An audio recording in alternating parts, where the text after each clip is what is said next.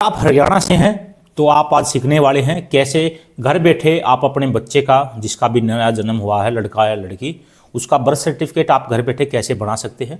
तो इसके लिए सबसे पहले आपको चाहिएगी एक सरल हरियाणा की सिटीजन आईडी। अगर आपके पास नहीं है तो नीचे डिस्क्रिप्शन में वीडियो का लिंक दिया गया है, उस वीडियो के माध्यम से आप सीख सकते हैं कि कैसे घर बैठे आप सरल हरियाणा की सिटीजन आईडी बना सकते हैं और अपने पूरे परिवार के सभी डॉक्यूमेंट घर बैठे बना सकते हैं। सभी स्कीमों के फॉर्म घर बैठे अप्लाई कर सकते हैं, जो आप हमारे 45 दिन के कोर्स के अंदर सीखने वाले हैं। तो सबसे पहले आपको आईडी बना लेनी है, उसको लॉगिन कर लेना है। जैसे आप लॉगिन करोगे, लॉगिन करते ही आपके सामने कुछ ऐसा इंटरफेस होगा जो आप अभी स्क्रीन पर देख पा रहे हैं। लेफ्ट कॉर्नर के अंदर जो है अप्लाई फॉर सर्विस का ऑप्शन है, इस पे ओके करोगे। व्यू ऑल अवेलेबल सर्विस का एक ऑप्शन है, इस पे ओके करना है। जैसे आप इस पे ओके करोगे, आपके सामने ढेर सारी स्कीम जो है वो आ जाएंगी। सर्च बार का ऑप्शन है, इसके अंदर आपको सर्च कर लेना है बर्थ सर्टिफिकेट। ठीक है, जैसे आप सेलेक्ट करोगे आपके सामने 4 ऑप्शन होंगे। पहला ऑप्शन जो है बर्थ, डेथ और NAC, इस पे आपको ओके करना है। जैसे आप इस पे ओके करते हो, ओके करते ही आपके सामने 2 ऑप्शन होंगे, बर्थ और डेथ का। तो हमें बर्थ सर्टिफिकेट बनाना है, डेथ सर्टिफिकेट हम नेक्स्ट वीडियो में देखेंगे। पहले बर्थ सर्टिफिकेट पे ओके कर देते हैं। ओके करने के बाद पूछता है क्या बच्चा आपकी फैमिली आईडी से संबंधित है, यानी कि हम अपने बच्चे का बना रहे हैं तो आप हमारी फैमिली आईडी में ये ऑटोमेटिक ऐड हो जाएगा। अगर हम इसका बर्थ सर्टिफिकेट अपनी फैमिली आईडी से बनाते हैं तो हमको यस कर देना है, क्योंकि हमारा बच्चा है, हमारी फैमिली आईडी से हम ही अप्लाई कर रहे हैं। उसके बाद सिंपली आपको यहाँ पर अपनी फैमिली आईडी का नंबर इंटर कर देना है। जैसे मैं यहाँ पे अपनी फैमिली आईडी का नंबर इंटर कर देता हूँ। क्लिक है टू फैच फैमिली डाटा, इस पर ओके करना है। ओके करने के बाद जो है आपके सामने पूछेगा वह व्यक्ति जिसके लिए प्रमाण पत्र चाहिए, आपको बर्थ सर्टिफिकेट जिसके लिए चाहिए है, क्या उसका नाम इस लिस्ट में है, आपकी परिवार पहचान पत्र के अंदर है। तो जाहिर सी बात है नहीं होगा, क्योंकि नया बच्चा जो है हमारे घर में जन्म लिया है तो उसका नाम यहाँ पर नहीं होगा। तो जो पीले कलर में नेम नोट इन दी लिस्ट दिखाई दे रहा है, लास्ट ऑप्शन, इस पे आपको ओके कर देना है। आर यू श्योर, क्या आप श्योर हैं, तो ओके, यस मैं श्योर हूँ।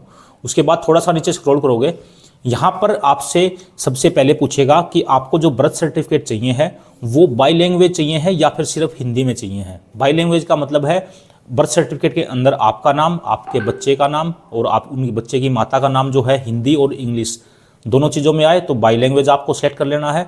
अगर आप सिर्फ हिंदी में चाहते हो, आपका नाम और आपके पिता बच्चे का नाम, माता का नाम सब कुछ हिंदी में आए तो सिर्फ हिंदी आपको सिलेक्ट कर लेना है। वैसे बाई लैंग्वेज करोगे तो सबसे अच्छा है।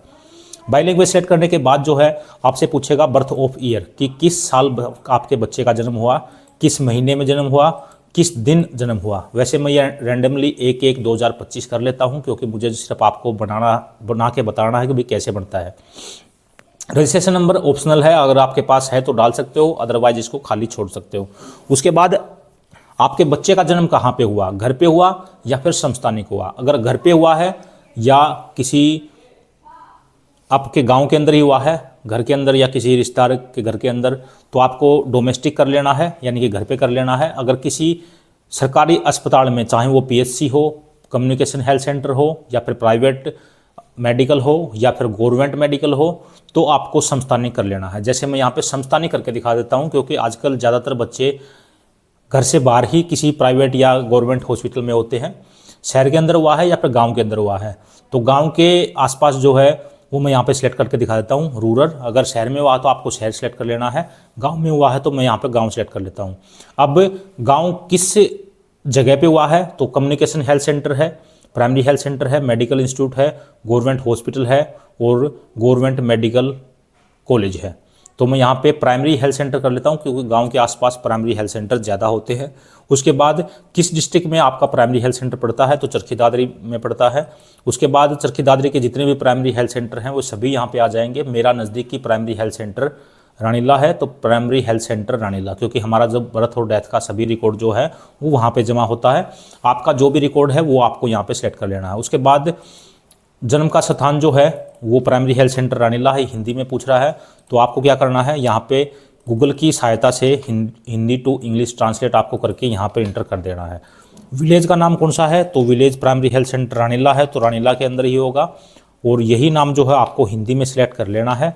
हिंदी में सेट करने के बाद पुलिस स्टेशन आपसे पूछेगा आपके नज़दीकी कौन सा पुलिस स्टेशन है, तो आपको जो है अपना पुलिस स्टेशन सेलेक्ट कर लेना है। मैं जैसे यहाँ पर बोंदकला सिलेक्ट कर देता हूँ। ये सिलेक्ट करने के बाद जैसे ही मैं थोड़ा नीचे स्क्रॉल करता हूँ, स्क्रॉल करते ही दोबारा से जो है डेट ऑफ बर्थ पूछी जाएगी, तो मैं वापस से 1/1/2025 कर देता हूँ।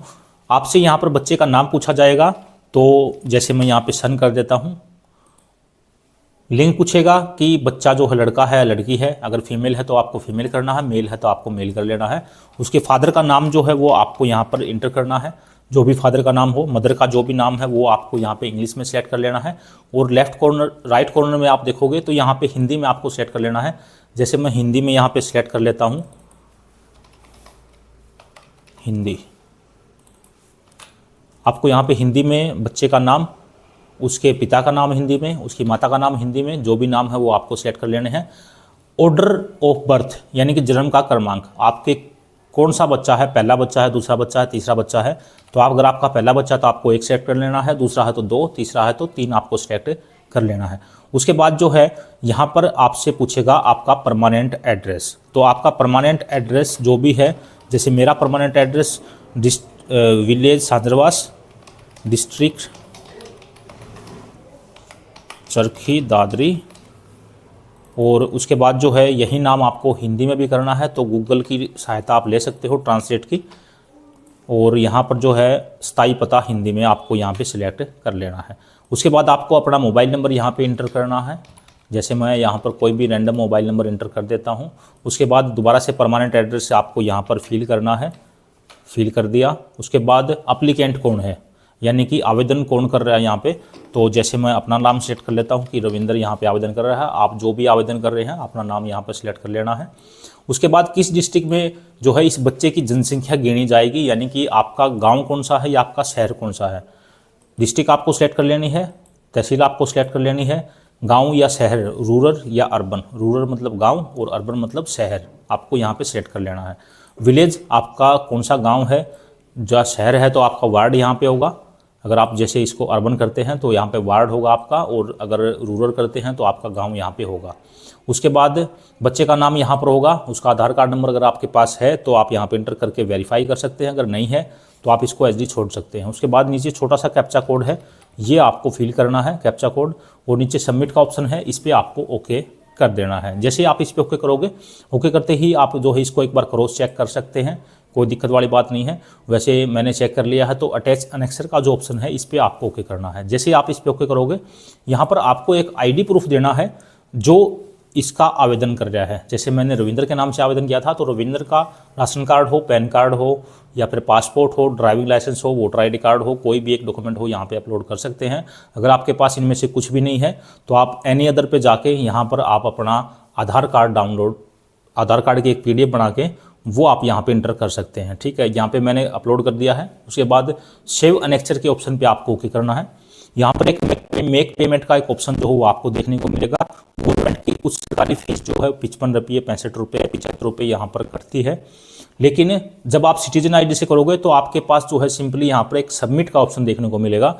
आपको सिंपली सबमिट करना है और आपकी जो है ID यहाँ पर जनरेट होके आएगी, और 15 से 20 दिन के बाद जो है, यानी कि 1 महीने के अंदर अंदर जो है कभी भी आ सकता है, 2 दिन, 4 दिन, 5 दिन, 10 दिन, 15 दिन, 20 दिन के बाद जो है आप इजीली यहीं से इसी सरल ID से जो है, जैसे view status of application, left corner में जो लास्ट ऑप्शन है इस पे जैसे आप जाओगे, व्यू सबमिट एप्लीकेशन, इस पे आपको ओके करना है। गेट डाटा पे आपके ओके करना है। उसके बाद यहाँ पर आपको सर्च कर लेना है बर्थ। ये अगर आपके पास तारीख याद है तो आप जो है तारीख से सेलेक्ट कर सकते हैं। देखिए करंट स्टेटस डिलीवर्ड का एक ऑप्शन जो है आपको देखने को मिलेगा। जैसे ही मैं इस पर ओके करता हूँ, ओके करते ही यहाँ पर जो है एक ऑप्शन होगा सर्टिफिकेट का, फाइनल डिलीवरी टास्क सर्टिफिकेट। जैसे ही आप इस पर ओके करोगे, आपके सामने जो है आपका सर्टिफिकेट, बर्थ सर्टिफिकेट जो है डाउनलोड होके आ जाएगा, जैसा कि आप अभी स्क्रीन पर देख पा रहे हैं। इस तरह आप अपना डाउनलोड कर सकते हैं और इजीली किसी भी दुकान से 10 या 20 रुपये में प्रिंट करवा सकते हैं।